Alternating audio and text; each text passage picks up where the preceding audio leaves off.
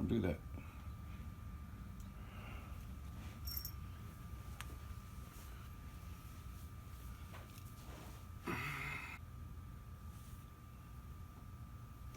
How did that go?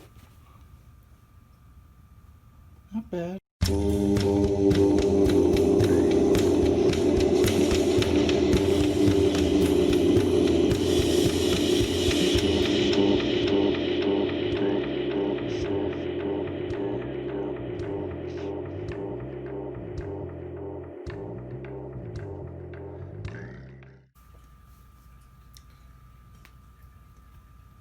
Hello, VC. Brother Eric here, and welcome to the Plastic Soundwave Cult.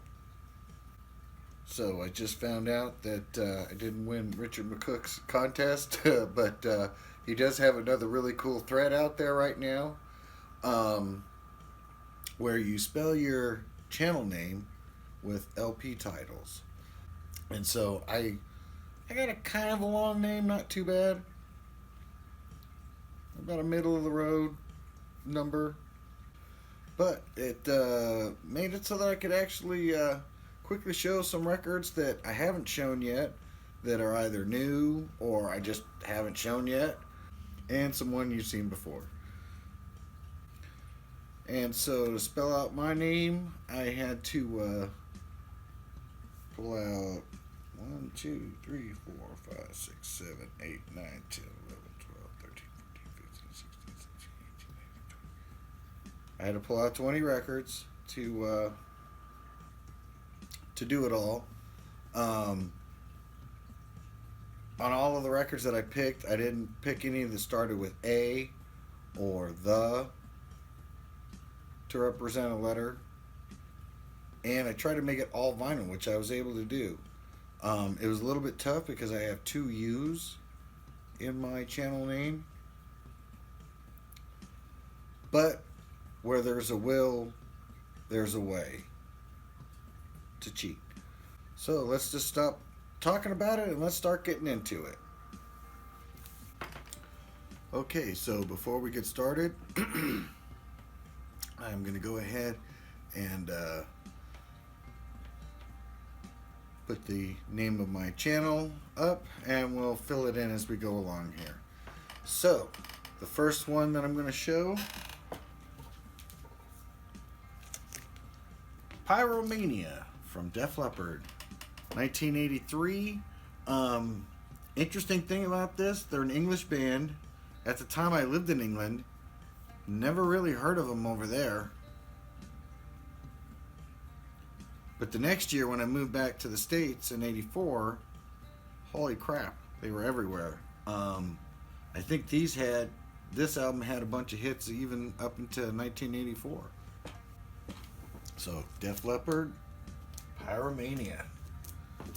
Right in the middle of their college radio phase, Life's Rich Pageant, REM.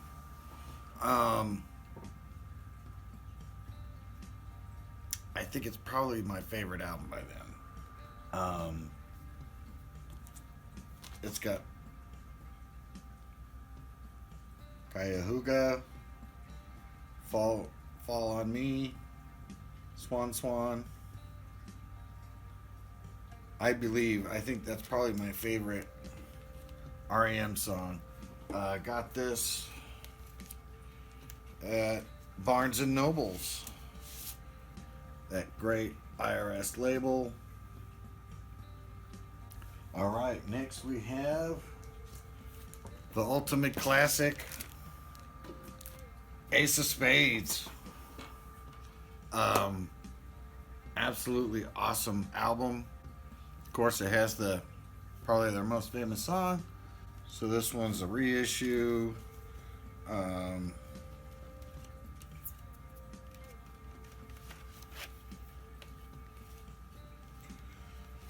Simple inner sleeve.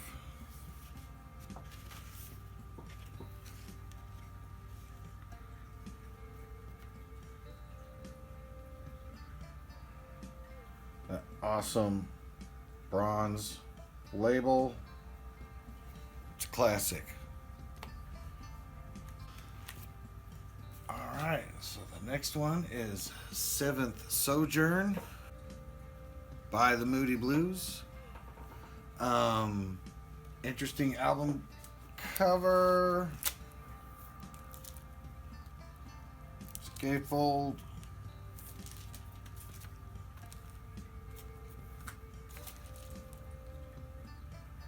Looks like a tide pool. I've listened to this a couple of times. And it sounds pretty good. I still need to get more familiar with it. But this one came on a great label called Threshold. Yeah, that's just awesome. Oh, I do have the original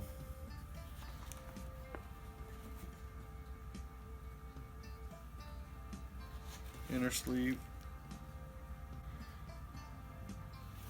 But it's a little bit too rough for my liking.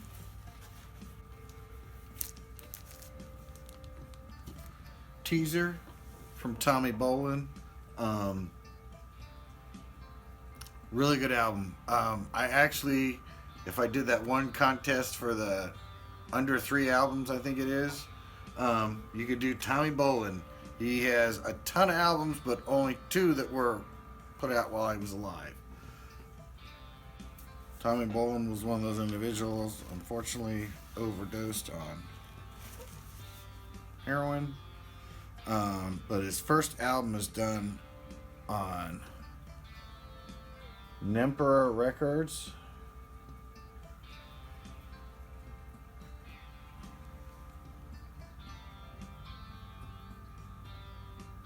Oh, Shaky Jake there.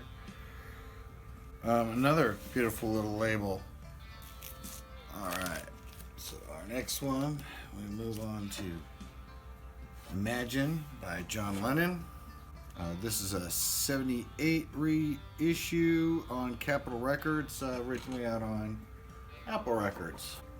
But I do love that color of this particular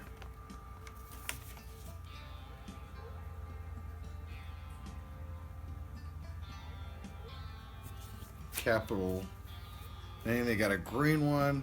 They got a lot of variations. It's kind of interesting just getting variations of Capitol labels. They got a lot of good ones. And I don't think the Beatles ones are necessarily the greatest ones. You know, the black with the rainbow, those are kind of boring. Alright, so our next record, Crimes of Passion from Pat Benatar.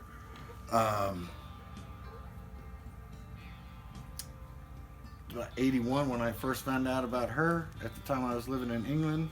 Found out about her from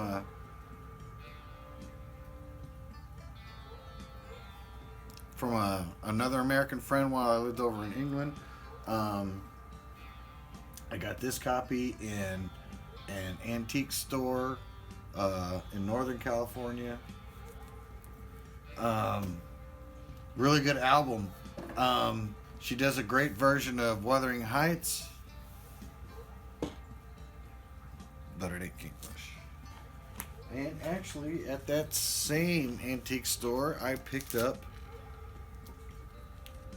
Sing It Again, Rod. Rod Stewart Classics. From his early years, I just had to buy this album because it's a whiskey glass. It's pretty cool how it comes out.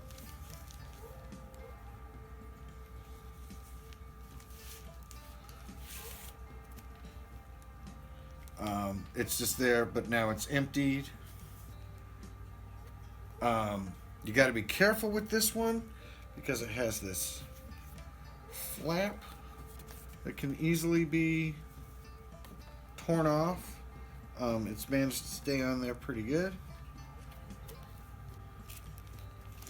Before, after, and for a comp, it's a really good comp. It's one of my favorite comps. Record look like, I think it's just on. It's on Mercury with the Mercury Buildings. So Someone's been kind enough to tell us how long this album runs for on this side, on side 2.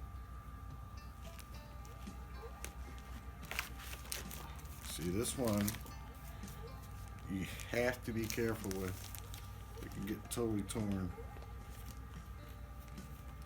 So I'm surprised I got it with this flap still attached to it. You must be gentle with the Rod Stewart glass. Next one, I've shown it a few other times. I don't need to show it too much more again. Orc by the OCs. Our next one, we delve a little bit into jazz. Appendo ni Pomoa from the Ramsey Lewis Trio. Again, I've said before, their version of Slipping into Darkness is absolutely incredible. The whole album is pretty good. As far as jazz, I really like it. I need to get some more from him. He's one of the more prolific jazz artists out there, I think, right now. Recently, I think he put out a Christmas album, and I think he's put out an album for this year already. So if you get a chance, check out the Ramsey Lewis Trio. It does have one of those great inner sleeves that highlights other recording artists. There was a little bit of Janis Joplin on this side. Janis Joplin, Kenny Loggins.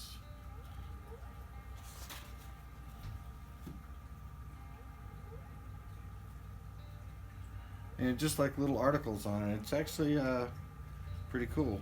And it tries to get you on the Columbia House.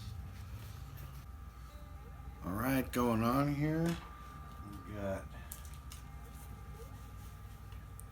No Place to Run by UFO. I've seen some stuff on the YouTubes where they say that this isn't their best album. I think this is pretty good. So I'd like to check out some of their other albums. Any UFO fans out there, tell me the next album to get after this one down in the comments. This next one, Deleted Scenes by Once in a Future Band. This is an excellent album. Kind of poppy, kind of jazzy, kind of Steely Dan-ish. These guys are amazing. I got the special version. They're very subtle on how they show which is side A and side B, besides just the track listing. But yeah, that's a beautiful record, musically and to look at. I don't know that much about this band, but I actually went and ordered their first album too. So this is their second album, and I'll talk a little bit more about this in my next video, because I'm gonna do a weird finds video for the next one. And so it took me a while to get this, but when I got it, it's awesome. It plays so clean. Yeah. Another Castle Face gem. And then going over to the completely different spectrum here. Anti-Nowhere League, We Are the League, Uncut. This actually came out as a different version when it originally came out. I think it was in 81.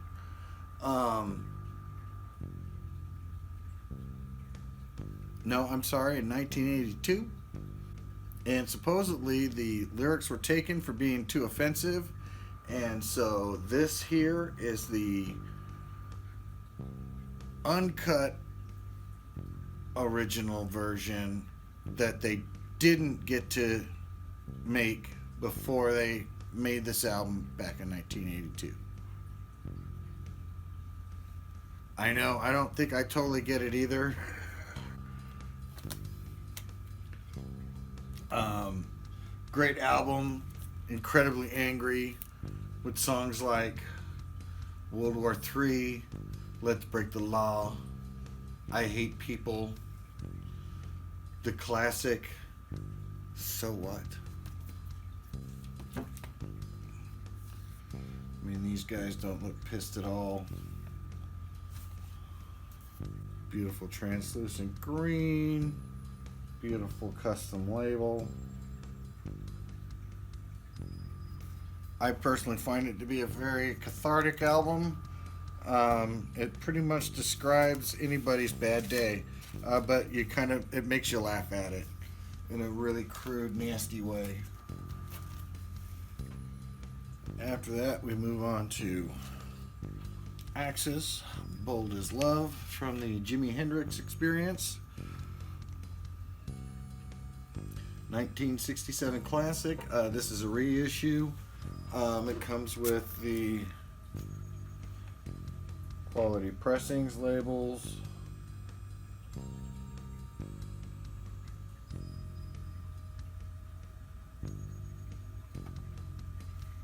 They're quite cool. They actually did come with the rice paper sleeves, which are pretty cool. Nice touch. Came with a booklet, which I don't think the original came with. This just talks about the history of the album, some brief history of Jimi Hendrix.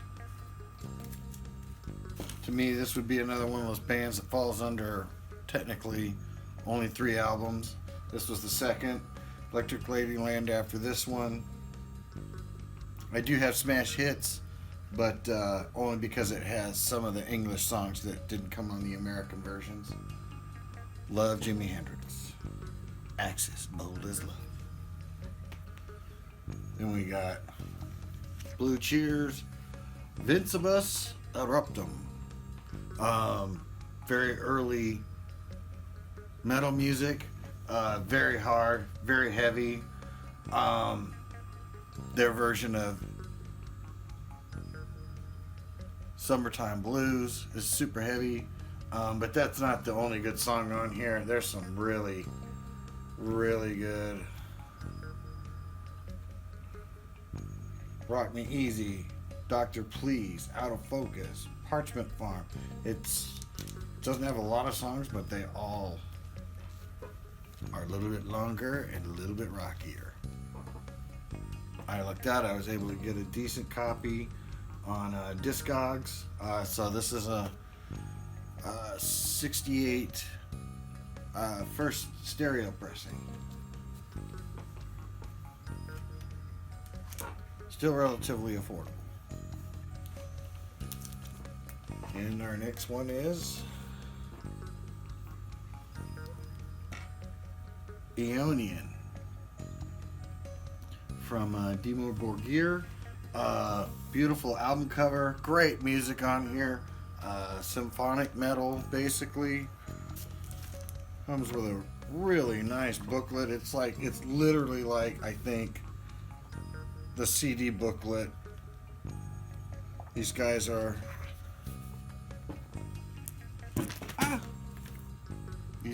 are a little bit out there, but it's entertaining. It's fun, and the music is really good. These also came with the custom labels and beautiful black and bone white merge. Absolutely gorgeous album. Again, music on it is great. You really rock out on it. 2017. I don't know what else to say about it.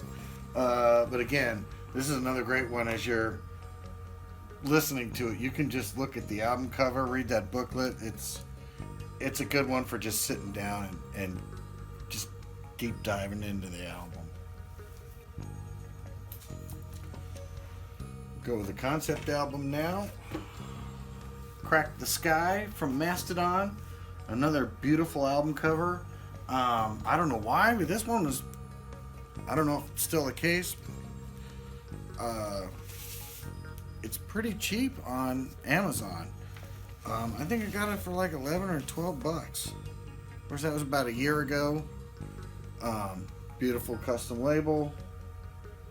Story of a man who leaves his body, meets Rasputin, meets some alien beings, gets lost on his way back to finding his body.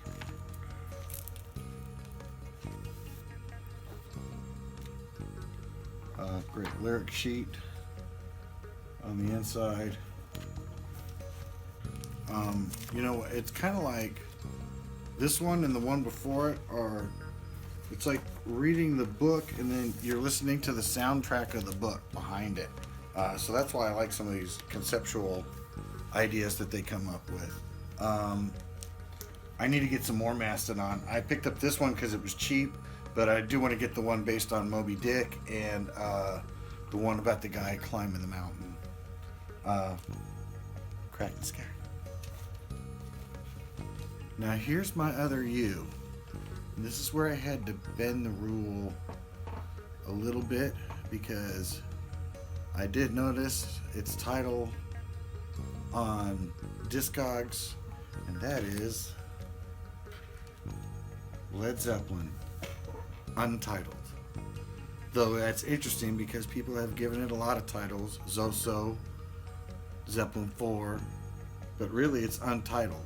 And there's another name based on the Styx, and it's funny, Rachel the Music Man talked about this, and she's the only other person I've ever seen that actually mentioned this about what one of the alternate names of, which I don't want to say because I think it gets you thrown off of YouTube.